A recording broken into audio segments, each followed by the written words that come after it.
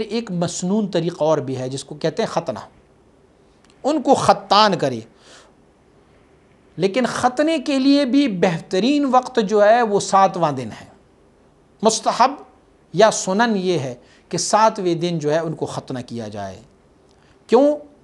امام طبرانی نے اپنی صغیر میں حضرت جابر رضی اللہ عنہ سے روایت کی ہے کہ ان رسول اللہ صلی اللہ علیہ وسلم عق عن الحسن والحسین وختنہما ل7 ایام۔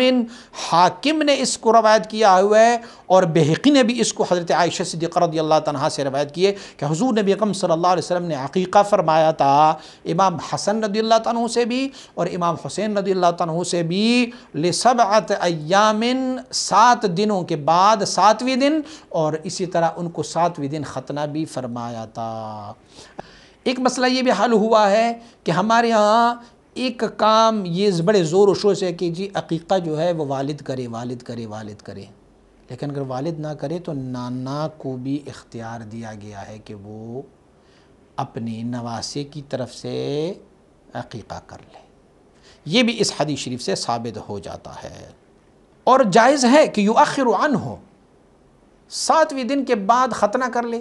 عقیقہ تو 7ویں دن، لیکن اگر عقیقہ بھی نہ کر سکے اور ختنہ بھی نہ کر سکے تو پھر یہ تاخیر جو ہے وہ بھی ہو سکتا ہے۔ اے حتی یصیر کبیرا، تھوڑا بڑا ہو جائے پھر کر لے۔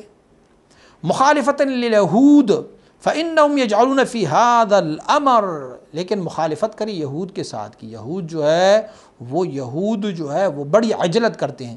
یہودوں کے ہاں یہ ہے کہ بچہ جیسے پیدا ہو جاتا ہے اسی وقت اس کو ختنہ کر دیتے ہیں اور اسی وقت ان کا ختنہ اور عقیقہ دونوں کر لیتے ہیں، لیکن ہم مسلمان جو ہے 7 دن یا پھر تھوڑا سا لیٹ کر لے، دونوں جائز ہے۔ لیکن یہ ہو کہ اتنا انتظار نہ کرے کہ اتنا بڑا ہو جائے کہ بہت بڑا ہو جائے۔ ہمارے اکثر جو پٹھان برادری ہے اور سندھی برادری، انہوں نے میرا رواج ہے بچہ بہت بڑا ہو جاتا ہے، بلکہ ایک جگہ تو میں نے ایک بچے کو دیکھا جو 10 سال کا تھا، مجھے بلایا گیا تھا وہاں پہ، اور 10 سال کا بچہ تھا، اس کا ختنہ کرایا جا رہا تھا۔ تو اتنا بھی لیٹ نہ کرایا جائے۔ اچھا، یہود جو ہے وہ بھی اسی طرح کرتے ہیں، یا تو پہلے ہی دن کر لیتے ہیں یا پھر اس بچے کو چھوڑ دیتے ہیں اور جب بہت بڑا ہو جاتا ہے تو پھر کرتے ہیں۔ وہ کیا دلیل دیتے ہیں؟ وہ کہتے ہیں سیدنا ابراہیم علیہ نبینا علیہ السلام مبارک کا عمر کتنا تھا؟ 80 سال کی عمر میں ان کا ختنہ ہوا تھا آپ مبارک کا، لیکن ان کے لیے دلیل ہمارے پاس موجود ہے۔ ہمارے پاس دلیل یہ ہے کہ اس سے پہلے ختنہ اور جو 10 خصال ہے نا، جو 10 سنتیں ہیں، لازم سنتیں ہیں، وہ 10 خصال اس وقت تک لازم نہیں تھی مسلمانوں پر یا نان مسلموں پر، ایون کہ انبیاء علیہم الصلوات و تسلیمات پر بھی یہ لازم نہیں تھی۔